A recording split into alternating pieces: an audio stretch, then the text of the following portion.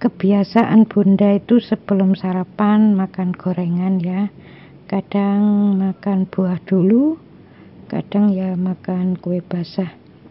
Mari makan ya. Allahumma barik lana fima razaqtana wa qina adzabannar. Bismillahirrahmanirrahim. Bayi sungsang bagi ibu-ibu muda yang masih dalam kondisi hamil, ini tolong dicatat ya. Jadi kalau anak itu sampai sungsang, biasanya anak yang dalam kandungan itu sampai sungsang itu biasanya ibunya rata-rata ngeyelan. Nah ini kalau memang nggak pingin sungsang, bayinya ya jangan ngeyelan. Mau mendengarkan nasihat orang tua. Jadi kalau memang nggak cocok ya senyumin aja ya, nggak usah ngeyelan. Jadi kalau memang nggak cocok ya senyumin aja ya, insya Allah si bayi itu akan kembali ya. Kalau memang sudah tua, biasanya kan kepalanya si bayi itu kalau mau menjelang lahir ya, kalau lahir kurang beberapa minggu itu ya biasanya kepalanya itu sudah mulai berada di bawah. Jadi kalau memang sudah nggak ngeyelan ya insya Allah bayi itu akan kembali dengan sendirinya. Krek krek krek krek krek ya, itu memang cara-cara Allah seperti itu ya. Jadi kalau sudah taubat mohon ampun berjanji nggak ngulangi, terus mau mendengarkan nasihat orang tua, nggak ngeyelan, dibuktikan memang nggak ngeyelan, biasanya ya si bayi itu akan kembali. Walaupun ketika usia kandungan 8 bulan misalnya, ini ketika diperiksa kok sungsang misalnya. Ini sudah 8 bulan setengah kok sungsang. Tapi kalau sudah berjanji taubat mohon ampun pada Allah di titik kesalahannya ya biasanya akan kembali dengan sendirinya. Jadi si bayi itu ya krek krek krek krek krek ya, kepalanya akhirnya berada di bawah. Jadi ya kasus seperti itu sebenarnya ya lumayan banyak ya di sekitar kita ya, tetangga bunda ya ada yang seperti itu, terus di keluarga bunda ya pokoknya kalau sudah waktunya itu yang tadinya itu kepalanya itu berada di atas ya atau berada di samping kiri atau kanan, itu kalau sudah waktunya ya akan kembali. Ya alhamdulillah ya, anak bunda anak pertama sampai kelima itu nggak ada yang sungsang, semuanya itu normal, terus nggak ada yang kelilit tali pusar. Tapi ini ada orang yang anak pertama itu laki-laki ya, kelilit tali pusar itu katanya ya, kalau menurut dokter sih memang beda ya, secara akhlak ya beda. Jadi ini saya menjelaskan di sini kalau secara akhlak ya. Jadi penyebab bayi kelilit tali pusar itu rata-rata biasanya lebih dari ngeyel. Jadi tadi itu yang ngeyelan itu bayinya kan sungsang. Tapi lebih dari ngeyel, sangat ngeyel itu ya nanti bisa menyebabkan itu tadi kelilit tali pusar. Jadi sampai kelilit tali pusar itu berarti ngeyelnya itu sudah tingkat tinggi. Jadi kalau diberi masukan orang tua itu biasanya ya ngambek dan marah dan ada unsur benci. Nah, kenapa kok tali pusar itu kok belit di situ ya, kok terlilit?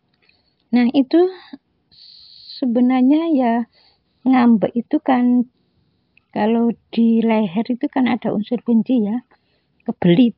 Dia pasti kebelit. Kalau ada unsur marah, benci itu kebelit. Ya karena apa? Ya memang nggak boleh benci sama orang tua itu nggak boleh. Marah sama orang tua, benci sama orang tua itu nggak boleh. Itu gambaran ya. Gambarannya seperti itu. Seperti kayak orang mau digantung gitu loh ya. Bismillahirrahmanirrahim. Assalamualaikum warahmatullahi wabarakatuh. Penyebab bayi kelilit tali pusar. Kalau bayi sungsang itu kan akibat dari ibunya yang ngeyel. Tapi kalau bayi kelilit tali pusar, ini rata-rata biasanya ibunya lebih dari ngeyel. Kalau hanya sekedar ngeyel, ya biasanya bayinya sungsang. Kalau lebih dari ngeyel, biasanya bayinya kelilit tali pusar. Jadi kalau diberi masukan orang tuanya itu ya biasanya ngambek dan marah dan ada unsur benci. Ya, kenapa kok tali pusarnya yang belit? Nah itu sama, ngambek itu kan di leher ya. Jadi orang ngambek itu kan nggak mau ngomong. Yaitu nanti di leher ada unsur benci, ya kebelit. Karena apa? Memang nggak boleh ya. Benci dengan orang tua itu nggak boleh. Itu gambarannya itu seperti itu. Jadi kayak orang yang mau digantung itu loh, kan ketekek ya. Jadi lehernya itu ketekek, yaitu gambaran karena ngambek nggak mau ngomong. Terus kebelitnya itu ya karena benci. Makanya kalau ngayelan diberi nasihat nggak mau malah ngambek, marah, dan ada unsur benci, insya Allah nanti bayinya kelilit tali pusar. Ini ada orang ya yang rumahnya di Kabupaten Pasuruan, maaf tidak saya sebutkan secara detail. Jadi rumahnya di Kabupaten Pasuruan, itu anak pertama ya, laki-laki. Itu kelilit tali pusar. Ya setelah diberitahu, oh iya ya selama ini saya memang ngeyel sama orang tuaku. Jadi saya kalau diberi nasihat itu nggak mau, malah marah, ngambek.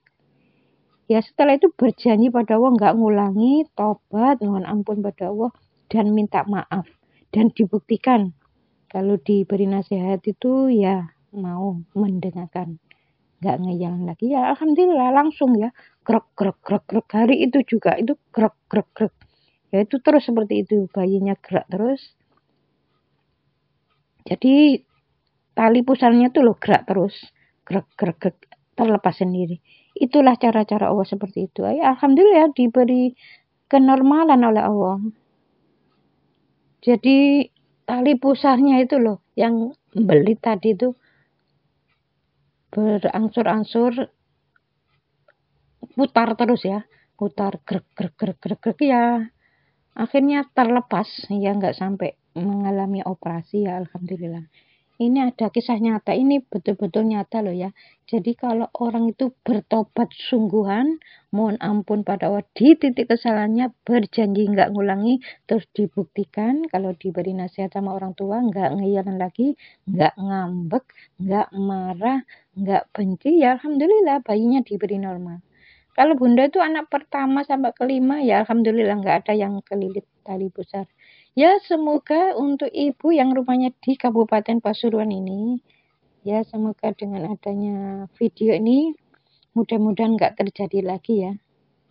Beliau ini seorang bunyai ya, jadi seorang bunyai. Saya ini sering loh ditelepon oleh seorang ibu ya. Kadang-kadang bunyai pas malam-malam, dia tanya masalah itu. Ya alhamdulillah setelah diberitahu, oh seperti itu ya Bu, oh iya. Terus mohon ampun pada Allah di titik kesalahannya ya bayinya tuh normal kembali. Jadi kalau sudah pernah periksa ke dokter, terus dokter mengatakan, oh ini bayinya kok kelilit tali pusar, ya sudah jangan diteruskan, jangan minta operasi. Bertobat mohon ampun pada Allah di titik kesalahannya yang serius ya, taubatan nasuha, alhamdulillah. Bayinya yang kata dokter itu kelilit ya dengan adanya bertobat mohon ampun dan minta maaf pada orang tua ya alhamdulillah diberi kenormalan kembali oleh Allah.